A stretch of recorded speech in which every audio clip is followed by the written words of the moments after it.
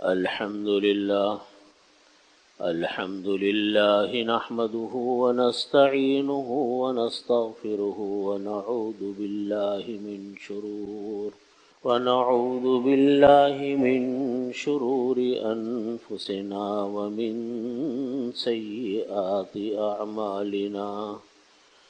من يهده الله فلا مضل له ومن يضلله فلا هادي له. وأشهد أن لا إله إلا الله وحده لا شريك له.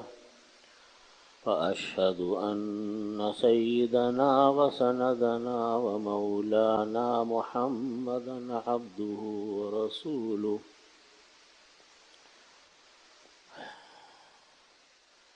وقال الله تعالى: ولا تستوي الحسنة ولا السيئة ادفع بالتي هي أحسن فإذا الذي بينك وبينه عداوة كأنه ولي حميم. صدق الله مولانا العظيم وصدق رسوله النبي الكريم، ونحن على ذلك من الشاهدين والشاكرين، والحمد لله رب العالمين. بزرگان محترم، برادران عزیز، قرآن پاک کی میں نے یہ آیت تلاوت کی کہ وَلَا تَسْتَوِي الْحَسَنَةُ وَلَا السَّيِّئَةُ، کہ اچھائیاں اور برائیاں کبھی برابر نہیں ہو سکتی. اچھائی اور برائی کبھی برابر نہیں ہو سکتی. ادفع باللتی ہی احسن. پھر اللہ رب العزت فرماتے ہیں کہ جب اچھائیاں اور برائیاں برابر نہیں ہو سکتی تو نہ ایمان اور کفر برابر ہو سکتا. جس کو اللہ نے ایمان کی دولت دے دی وہ کامیاب ہے. اگر وہ مرتے دم تک ایمان پر رہا تو کامیابی ہی کامیابی ہے. اور اگر کسی کوئی انسان اس کو ایمان نہ مل سکا، چاہے دنیا میں وہ کتنا ہی خوشحال کیوں نہ ہو، باعزت کیوں نہ ہو، اور کفر کی حالت پر ہی دنیا سے چلا گیا، مر گیا، تو وہ ناکام ہے، وہ کامیاب نہیں ہے. اللہ رب العزت نے اسی کو فرمایا کہ قرآن پاک میں کہ وَأَصْحَابُ الْجَنَّةِ هُمُ الْفَائِزُونَ، جو جنتی لوگ ہوتے ہیں وہی لوگ کامیاب ہوتے ہیں. اللہ رب العزت بھی فرما رہے ہیں کہ وَلَا تَسْتَوِي الْحَسَنَةُ وَلَا السَّيِّئَةُ، اچھائیاں اور برائیاں کبھی برابر نہیں ہو سکتی. جس چیز کو اللہ نے اچھا کہا وہ اچھا ہے، قیامت تک اچھا رہے گا. جس چیز کو برا کہا وہ برا ہے، قیامت تک وہ برا رہے گا. بہت ساری چیزیں وہ ہوتی ہے جو کہ ہمارے رسم و رواج کے مخالف ہوتی ہیں. ہمارا رسم و رواج کچھ کہتا ہے، ہم لوگ کسی رخ پر چلتے ہیں، لیکن اللہ رب العزت نے ایک چیز کو اچھا کہا ہے، اگرچہ دنیا اس کو اب اچھا نہیں سمجھتی. دنیا کے نزدیک وہ چیز جو ہے کرنے میں طرح طرح کے لوگ تانے بھی دیتے ہیں، اچھا بھی نہیں سمجھتے. لیکن اگر اللہ نے اچھا کہا تو اچھا.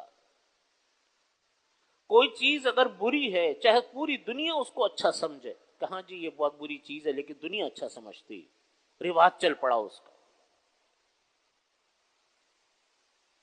معاشرہ اس کو قبول کرتا ہے.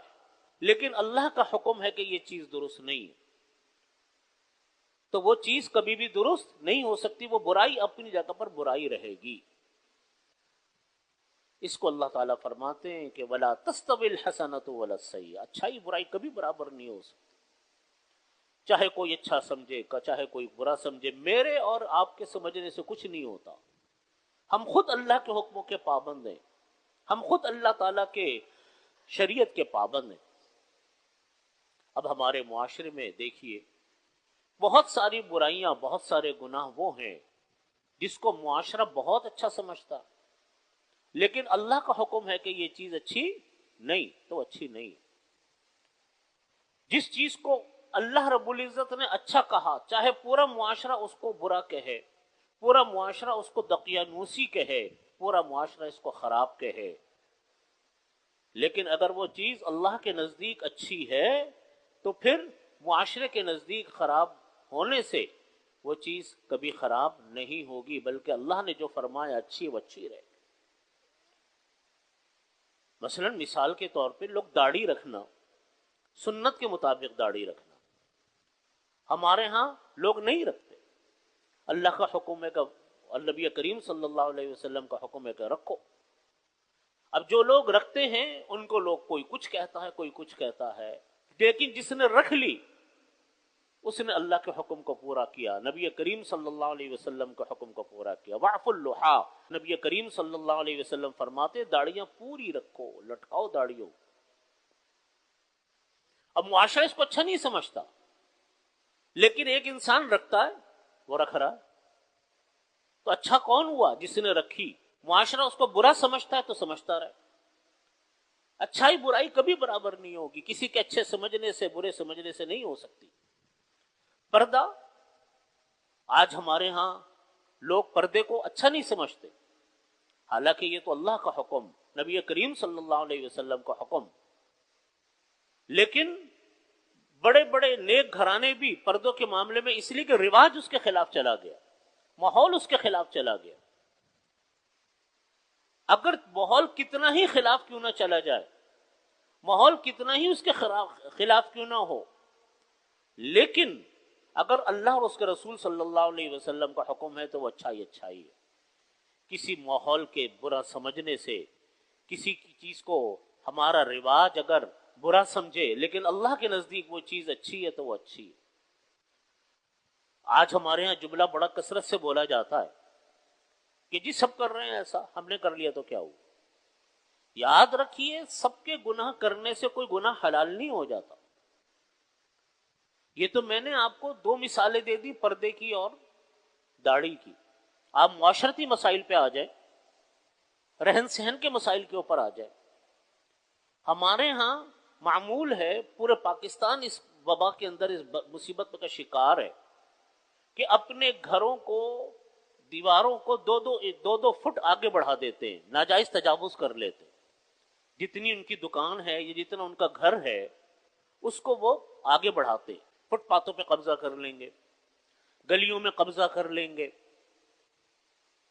اب کسی سے پوچھو کہ بھائی یہ تمہاری زمین نہیں ہے، آپ کی زمین کا سائز یہ ہے، آپ نے 2 فٹ دیوار کو آگے کر لیا، یا آپ نے 2 فٹ اپنی دکان کو آگے بڑھا لیا، یا فٹ پاتھ کو اپنے سامان سے بھر دیا، یہ کیسے جائز ہو گیا؟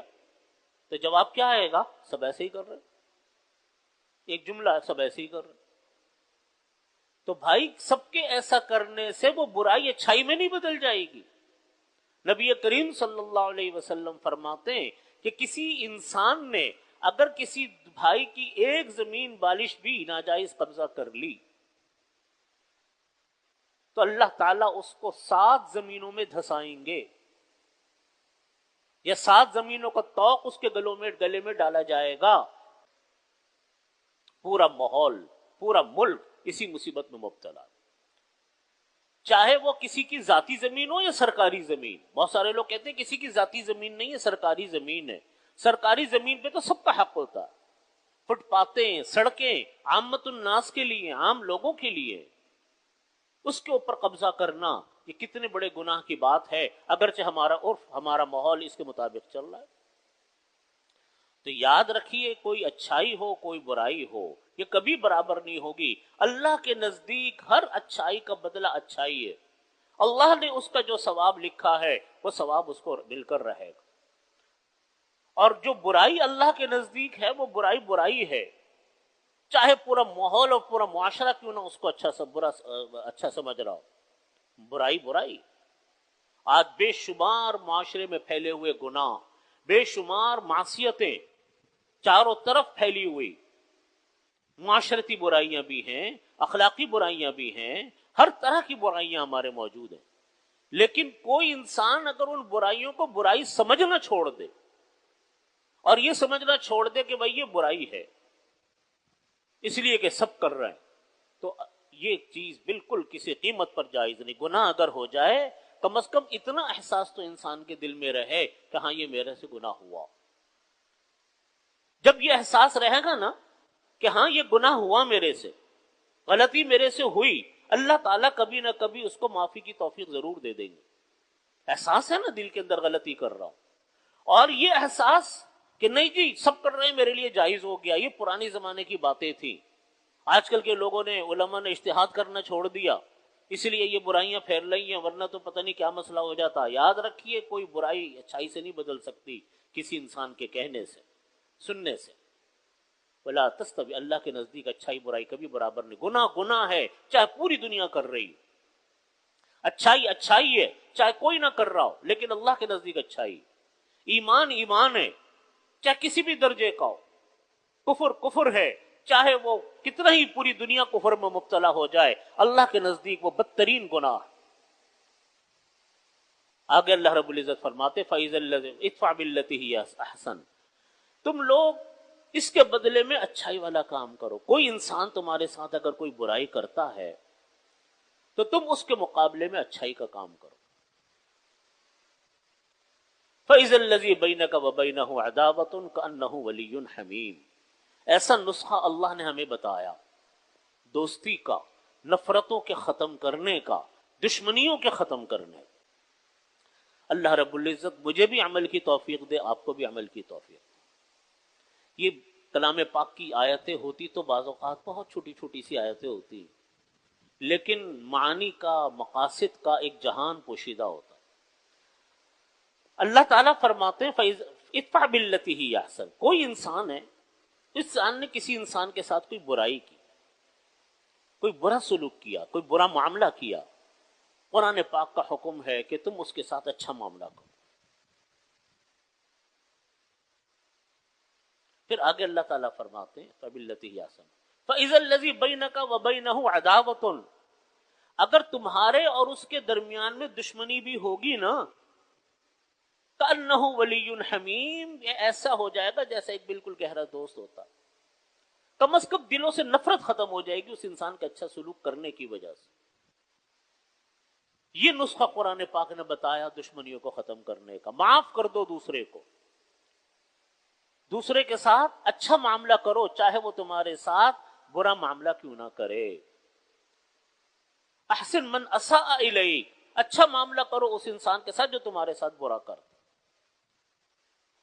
لڑائیوں کے خاتمے کے لیے، جھگڑوں کے خاتمے کے لیے، جس سے ہمارا معاشرہ بھرا پڑا ہے، جو گھر گھر ایک ایک خاندان میں جھگڑے ہیں، اللہ رب العزت فرماتے ان جھگڑوں کا حل یہ ہے کہ تم دوسروں کے ساتھ اچھا معاملہ کرو اور معاف کر دو اس کو ساتھ معافی کرو. فرمایا کہ وہ تمہارے ساتھ ایسا ہو جائے گا جیسا بڑا ایک گہرا دوست ہوتا ہے. ایسی دلوں سے نفرت ختم ہو جائے گی. نفرتیں کہاں بڑھتی ہیں، دشمنیاں کہاں وجود میں آتی ہیں؟ دشمنیاں وہاں وجود میں آتی ہیں جہاں کوئی انسان یہ کہے کہ اس نے میرے ساتھ برا کیا، پھر دیکھو میں اس کے ساتھ کیا کرتا ہوں. پھر وہ اگلا قدم اٹھائے گا، اس کے مقابلے میں وہ اگلا قدم اٹھائے گا، یہاں تک کہ خاندان در خاندان جھگڑوں کے اندر، لڑائیوں کے اندر مبتلا ہو جاتے ہیں. اللہ رب العزت فرماتے ہیں کہ یہ طریقہ نہیں ہے. جھگڑوں کے ختم کرنے کا طریقہ یہ ہے کہ تم دوسرے کے برائی کرنے والے کے ساتھ اچھائی کا معاملہ کرو، اس کو معاف بھی کر دو. حضرت نبی کریم صلی اللہ علیہ وسلم کی جو سیرت طیبہ ام المؤمنین حضرت عائشہ صدیقہ رضی اللہ عنہ بیان فرماتی ہیں، جہاں بہت ساری باتیں بیان فرماتی ہیں کہ آپ ایسا کرتے تھے، ایسا کرتے تھے. وہاں حضرت ام المؤمنین رضی اللہ عنہ فرماتی ہیں کہ آپ صلی اللہ علیہ وسلم ولیکن یعفو ویصفح، آپ معاف بھی کر دیتے تھے، درگزر بھی کر دیا کرتے تھے، بدلہ نہیں لیتے تھے. آپ کی شان بدلہ لینے کی نہیں تھی.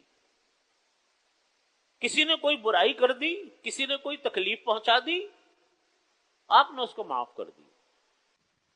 اور ایک مثال تو نہیں ہے، حضرت ابو سفیان رضی اللہ عنہ بہت آخر میں اسلام قبول کیا، لیکن جتنی جنگیں ہوئی ہیں ہر جنگ کے اندر پیش پیش حضرت ابو سفیان تھے، اس وقت تک ایمان نہیں لائے۔ لوگوں کو جمع کرنا، گروپ بنانا، لڑائیاں کرنا، مستقل جنگیں چلی حضرت ابو سفیان سے جب تک ایمان قبول نہیں کیا۔ لیکن جب ایمان قبول کر لیا حضرت ابو سفیان نے دوست، پھر کوئی بدلہ نہیں لیا۔ حضرت حمزہ کا کلیجہ چبایا احد کے موقع کے اوپر، جب وہ مسلمان ہوئی حضرت ہند، تو نبی کریم صلی اللہ علیہ وسلم کوئی بدلہ نہیں لیا، ان کو معاف کر دیا۔ اور ایک مثال نہیں ہے، جتنے تھے کسی سے آپ صلی اللہ علیہ وسلم نے بدلہ نہیں لیا، حالانکہ کتنی بڑی بڑی جنگیں لڑی گئی ہیں اس کے اوپر۔ آپ صلی اللہ علیہ وسلم کی سیرت طیبہ یہ تھی۔ نبی کریم صلی اللہ علیہ وسلم فرماتے ہیں کہ میں اس انسان کی جنت میں بیچوں بیچ گھر بنانے کا، گھر دلوانے کا ضامن ہوں۔ میں اس انسان کے جنت کے بیچوں بیچ گھر دلوانے کا ضامن ہوں جو انسان باوجود حق پر ہونے کے جھگڑے کو ختم کرنے کے لیے اپنا حق چھوڑ دے۔ اس کو معلوم ہے کہ میرا حق تھا، لیکن جھگڑا مچا ہو رہا ہے خاندان میں یا ملنے جلنے والوں میں، لڑائیاں ہیں، اس نے اپنا حق چھوڑ دیا، چلو میں چھوڑتا ہوں تاکہ جھگڑا ختم ہو۔ نبی کریم صلی اللہ علیہ وسلم فرماتے ہیں اس انسان کو میں جنت کے بیچوں بیچ گھر دلوانے کا ضامن ہوں۔ بھائیو، ہمارے ہاں عہدے، طاقت، طرح طرح کی انسان کے پاس منصب آ جاتے ہیں، یہ سب دنیا کی اونچ نیچ ہے۔ اللہ تعالیٰ دنیا میں تو دیتے ہیں نا، کسی کو بادشاہ بنا دیا، کسی کو سربراہ بنا دیا، کسی کو دولت عطا فرما دی، کسی کو بہت بڑا منصب دے دیا، وہ سب کچھ کر سکتا۔ لیکن جو اہل ایمان ہوتے ہیں، جو نبی کریم صلی اللہ علیہ وسلم کے امتی ہوتے ہیں، آپ کی سنت پر عمل کرنے والے ہوتے ہیں، وہ کبھی اپنے عہدے کا غلط استعمال نہیں فرماتے کہ جی آج میرے پاس طاقت ہے تو کل اس نے میرے سے جناب لہجہ بدل کر بات کی تو اس کو رگڑ دیا، اس سے انتقام لے لیا۔ کسی نے میری بات نہیں مانی تو اس کو ملازمت سے نکال دیا، اس کو جناب پتہ نہیں طرح طرح کے مسائل میں ڈال دیا۔ آج ہم اور آپ یہ منظر بہت کثرت کے ساتھ دیکھتے، کسی کو کوئی عہدہ مل گیا، کسی کو کوئی منصب مل گیا، کسی کے پاس کوئی طاقت آ گئی تو اس نے اپنے مخالف کو یا اپنی بات نہ ماننے والے کو وہ حال کیا کہ جناب کوئی حال نہیں ہے اس۔ یاد رکھیے یہ چیزیں سنت نہیں ہیں۔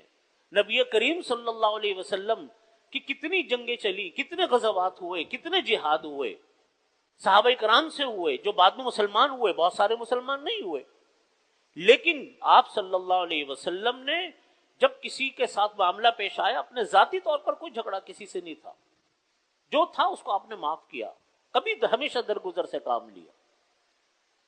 اس لیے پورے خاندانوں میں یاد رکھیں، ہمارے ہاں کتنے جھگڑے خاندان میں اس بنیاد پر چلتے ہیں کہ جی وہ ہمارے ساتھ اچھی طرح نہیں ملتا، ہم اس کے ساتھ اچھی طرح نہیں ملیں گے، ہے کہ نہیں ہے؟ کتنے جھگڑے ہیں اس کے اوپر، اس نے ہمیں نہیں بلایا، ہم بھی نہیں بلائیں گے اس کو۔ جھگڑا کرنا، تعلقات توڑنا تو کوئی کمال کی بات ہے۔ یہ آپ کی بلڈنگ مسجد نظر آ رہی ہے، مسجد کو تعمیر کرنا مشکل ہے نا، کتنے انجینئر، کتنے آرکیٹیکٹ، کتنے ماہرین، کتنا پیسہ، کتنا سرمایہ اس کی تعمیر کرنے پہ لگتا ہے۔ ہر بلڈنگ ایسے ہی ہے، جب بلڈنگ کو بنانے بیٹھو تو کتنا سرمایہ لگے گا، کتنے ماہرین آئیں گے، کتنے آرکیٹیکٹ آئیں گے، کتنے انجینئر آئیں گے، لکڑی کا الگ آئے گا، لوہے کا الگ آئے گا، اس کا الگ آئے گا، لیکن جب اس کو گرانا ہو تو دو ان پڑھ مزدوروں کو چھوڑ دو، وہ پوری بلڈنگ کو دھاڑ دیں گے، کسی ماہر کی ضرورت نہیں۔ تو تعلق بنانا، تعلق قائم رکھنا، یہ تو آپ کے آباء و اجداد کا کام چلا آ رہا ہے۔ آپ کے والد، آپ کے دادا، آپ کے پردادا، وہاں سے سلسلے چلتے ہیں تعلقات کے، خاندانوں کے۔ یہ کہنا کہ میں تعلق ختم کر دوں، یہ تو 2 منٹ کا کام ہے، یہ کون سا کمال کا کام؟ یہ تو ہر انسان کر سکتا ہے۔ تعلق جوڑنا مشکل ہے، تعلق کو برقرار رکھنا مشکل ہے، تعلق کو نبھانا مشکل ہے، توڑنا کیا مشکل ہے؟ یہ تو اس نے کہہ دیا بھائی میرا آپ کا تعلق ختم، اس نے کہا ختم، قصہ ختم، اس میں کیا کمال؟ یہ کون سا کمال؟ تعلقات کو برقرار رکھنا. اسی لیے نبی کریم صلی اللہ علیہ وسلم نے اپنے ماں باپ کے انتقال کے بعد اولاد کے ذمے میں جو حق فرمایا، ایک حق یہ فرمایا ایصال ثواب والدین کے لیے، مال کے ذریعے بھی، پیسے کے ذریعے بھی، اور پڑھ کر بھی. دوسرا حق ماں باپ کا یہ ہے کہ جن سے ماں باپ کے جو تعلق تھا اس تعلق کو ان کے انتقال کے بعد اولاد برقرار رکھے، کہ وہ میرے والد کا دوست تھا، میرے والد اس کے گھر جاتے تھے، میرے والد کا اس سے یہ تعلق تھا، اس تعلق کو اولاد برقرار رکھے. یہ انتقال کے بعد والدین کا حق ہے. کیا پتہ چلا، درس کیا ملا؟ کہ جو تعلق چلے آ رہے ہیں خاندانی، جو تعلق چلے آ رہے ہیں نسل در نسل، اس کو برقرار رکھو، اس کو باقی رکھو. اس کو باقی رکھنا برابری کی بنیاد پر نہیں ہوتا، تھوڑا سا نیچے جھک کر کرنا پڑتا. ادفع بالتی ہی احسن، اچھا معاملہ کرو ان لوگوں کے ساتھ. فاذا الذی بینک وبینہ عداوۃ، ان کے اور تمہارے درمیان اگر دشمنی ہوگی تو اچھا سلوک کرنے کی وجہ سے فاذا الذی بینک وبینہ عداوۃ کانہ ولی حمیم، وہ ایسے ہو جائیں گے جیسے گہرے دوست ہوتے. کم از کم اتنا ہوگا آپ سے بدلہ نہیں لیں گے، کم از کم اتنا ہوگا کہ قطع تعلق نہیں کریں گے. حضرت تھانوی رحمۃ اللہ علیہ مولانا اشرف علی صاحب قدس اللہ سرہ فرماتے ہیں کہ دیکھو بہت سارے لوگ یہ کہتے ہیں کہ جی ہم تو ان کے ساتھ اچھا معاملہ کرتے، وہ رشتہ دار ہمارے ساتھ اچھا معاملہ نہیں کرتے، تو جیسا وہ کریں گے پھر ہم بھی ایسے ہی کریں. حضرت فرماتے کہ نہیں، عجیب بات فرمائی، اللہ تعالی ہمیں عمل کی توفیق دے دے.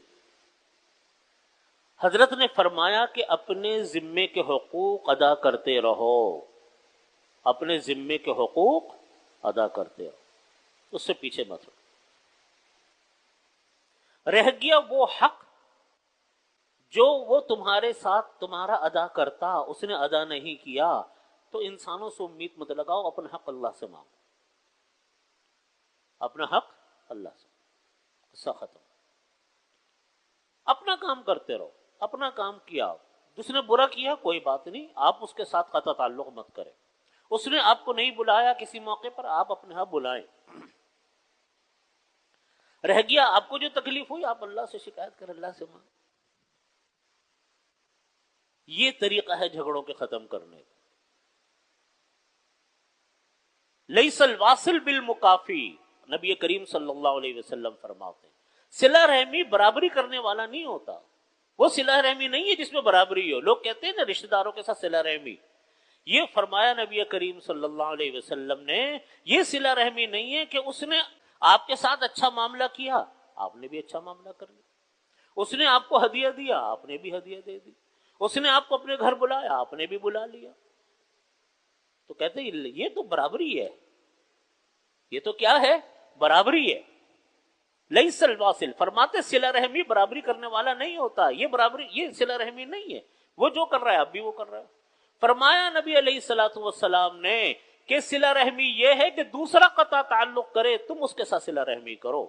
یہ جو مشکل ترین کام ہے، کوئی نہیں مانتا اس کے اوپر. آپ مانو کہ آپ کے گھر والے نہیں مانیں گے کہ نہیں یہ تو نہیں ہوگا. یہی تو صلہ رحمی ہے، اسی کا تو ثواب ہے کہ دوسرا آپ کا حق ادا کرتا نہیں، آپ حق ادا کرو. اس کو اللہ رب العزت نے کلام پاک میں اس طرح فرما، ادفع بالتی ہی احسن ہی احسن فاذا الذی بینک وبینہ عداوۃ، اس کے اور تمہارے درمیان اگر کوئی عداوت بھی ہوگی نا، اس اچھائی سلوک کرنے کی وجہ سے کانہ ولی حمیم، گہرے دوست بن جاؤ گے. آگے کلام پاک میں اللہ تعالیٰ فرماتے واما ینزغنک من الشیطان نزغ فاستعذ باللہ انہ هو السمیع العلیم. اگر اس مرحلے کے اوپر کوئی شیطان بیچ میں آ کر تمہیں وسوسہ ڈالے، اما ینزغنک من الشیطان نزغ، کہ آدمی صلہ رحمی کرنے لگا، پھر اس کو پرانی باتیں یاد آ گئیں کہ دیکھو اس نے تو میرے ساتھ ایسا کیا تھا، میں تو اس کے ساتھ اچھا سلوک نہیں کر سکتا. کوئی شیطان بیچ میں وسوسہ نہ ڈالے. واما ینزغنک اگر شیطان بیچ میں کیا ڈالے، وسوسہ ڈالے، نزغن فاستعذ باللہ، تو اللہ کی پناہ طلب کرو، کہو اعوذ باللہ من الشیطان الرجیم انہ هو السمیع العلیم، وہ سننے والا۔ آتا ہے شیطان کا وسوسہ، شیطان کا وسوسہ بھی آتا ہے، دوسرے لوگ بھی آتے ہیں، دیکھو تم کیا کر رہے ہو، تمہاری تو ناک کٹ جائے گی، تمہارے تو لوگ، تمہارا جو ہے معیار نیچے گر جائے گا، تم نیچے ہو جاؤ گے، یہ شیطانی وساوس ہے۔